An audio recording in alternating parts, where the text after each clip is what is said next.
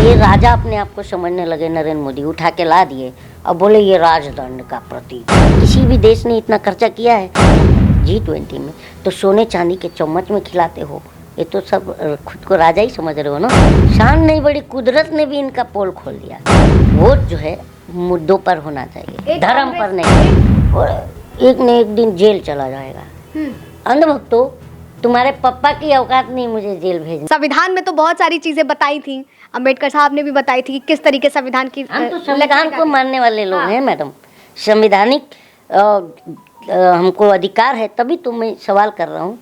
और अंबेडकर जी को भी मैंने पढ़ा हूँ, और वो कहते थे कि शिक्षा वो शेरनी का दूध है जो पीता है वो दहाड़ता है। तो हम तो दहाड़ूंगा भी, अब फाड़ूंगा भी। ठीक है, ये बताइए मुझे कि जैसे मैंने अपने प्रश्न पर दोबारा लौटती हूँ, राजनीति की मैं बात कर रही थी, तो क्या वाकई लगता है कि आज का नेता नीति पर काम करता है या केवल राज के लिए भागता है? राज, ये बताइए, जब शेंगोल, आप जानती हैं शेंगोल नए संसद में आया, तो शेंगोल को, इसके पहले शेंगोल का बारे में पढ़िए तो नेहरू जी ने उसको छड़ी कहा था और म्यूजियम में ले जाके रख दिया था। और ये राजा अपने आप को समझने लगे, नरेंद्र मोदी उठा के ला दिए और बोले ये राजदंड का प्रतीक है, और संसद में रखवा दिए। उसके बाद बाहर देश के लोग आते हैं G20 में, तो सोने चांदी के चम्मच में खिलाते हो। ये तो सब खुद को राजा ही समझ रहे हो ना। और वो जितने भी राष्ट्राध्यक्ष आए थे, मैं दावे के साथ कह सकता हूँ कि कभी उन्होंने सोने चम्मच की थाली में नहीं खाया होगा। किसी भी कंट्री में किया है क्या इस तरह का ऑर्गेनाइज, सोने चांदी की चम्मच में खाओ? हैं, किसका पैसा है? कि तुमने तो चाय बेच के लाया नहीं था ना। तो ये सबका अपना अपना ढंग होता है, राजनीति की बात नहीं कर रहा हूँ मैं। पैसा जो अनर्गल खर्चा होता है वो जनता का है, उसे सही जगह यूटिलाइज करना चाहिए। अच्छा, तो मतलब आपको G20 से बुराई नहीं है, बुराई है जो अनावश्यक पैसे खर्चे हुए। एग्जैक्टली, वो नहीं होना चाहिए। पता है 9,900 करोड़ का 900 करोड़ का बजट था ना, 4,200 करोड़ खर्चा कर दिए। इसके पहले किसी भी देश ने इतना खर्चा किया है G20 के लिए, जितना भी ऑर्गेनाइज हुआ है, बताइए तो। मैं बोलिए। लेकिन कहीं ना कहीं इससे देश की भी शान तो बढ़ी है। नहीं, शान नहीं बढ़ी, कुदरत ने भी इनका पोल खोल दिया। पंडाल में पानी भर गया, क्योंकि कुदरत को भी पता है कि जब देखिए, जब आप ज़्यादा अति करेंगे तो कुदरत भी इंसाफ करता है। बिल्कुल, ठीक है। कलीम जी, क्या सोचा है आपने आगे के बारे में? आपसे जैसे मेरी कल बात भी हो रही थी, तो आपने कहा था कि मैं ऑन कैमरा ही ऐलान करूंगा कि कुछ इस बार आप अलग हट करके करने वाले हैं। वो क्या चीज़ है? देश घूमूंगा।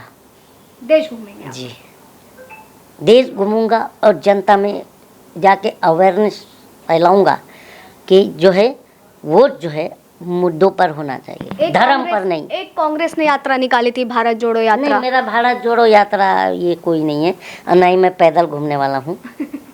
नहीं है, लेकिन देखिए ज़रूरी है ना, जनता ही, हम तो उन्हीं के बीच में रहते हैं। तो अगर आप भी हमारे बीच की हो तो आपके ऊपर समाज का मतलब क्या हुआ? एक दूसरे से कनेक्टिविटी, एक जंजीर, चैन हो, चाहे वो जंजीर हो, एक दूसरे से जुड़ा हुआ है, यही समाज है। तो अगर टूटेगा तो गलत है ना, इसे जोड़ना चाहिए।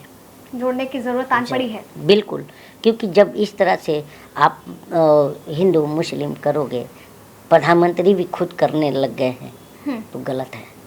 बिल्कुल, तो यही चर्चा थी आज हमारी कलीम शेख के साथ में, और उन्होंने बताया कि किस तरीके से आज का जो समय है, जो दौर आ गया है, वो राजनीति में नीति का तो पता नहीं, लेकिन राज के लिए हर कोई भाग रहा है।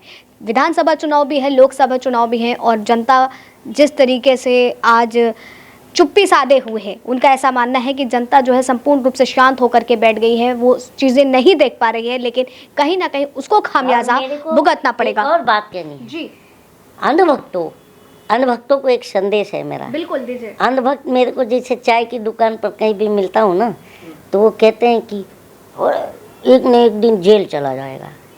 अंधभक्तों, तुम्हारे पप्पा की औकात नहीं मुझे जेल भेजने की, पहली बात तो। क्योंकि मैं इस देश का नागरिक हूँ, वोटर हूँ।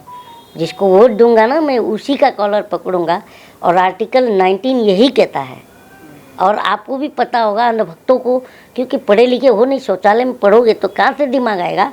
पहली बात तो ये है कि जब याद कीजिए वो दिन, हिस्ट्री भी, कि जब लोहिया जी की महिला मित्र ने प्रधानमंत्री उस समय के नेहरू जी का कॉलर पकड़ा था और पूछा था कि इस देश को आज़ाद करा करके तुम हम जनता को क्या दिया।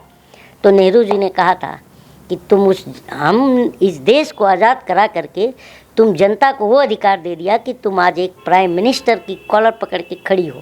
तो ये हमें अधिकार है जनता को, ठीक है ना अंधभक्तों। तो लगा लो जोर और देश घूमूंगा मैं। तो कलीम जी तो अपनी राह पर निकल चुके हैं, देश के हर एक कोने पे जा कर के जनता को जगाने की वो बात करते हैं कि जनता को जगाएंगे। लेकिन जिस तरीके से आज के समय की राजनीति चल रही है वो तमाम तौर पर, समान तौर पर देखा जाए तो सवाल भी खड़े करती है और सवाल पूछना भी जायज़ हो जाता है, क्योंकि जब कई मुद्दे ऐसे हों जो कहीं ना कहीं सोचने पर मजबूर कर दें। फिलहाल 2024 में क्या कुछ होगा ये देखने वाला विषय बरकरार रहेगा। तब तक के लिए आप बने रहे न्यूज़ 1 इंडिया पर। कैमरा पर्सन अनिश के साथ आस्था तिवारी।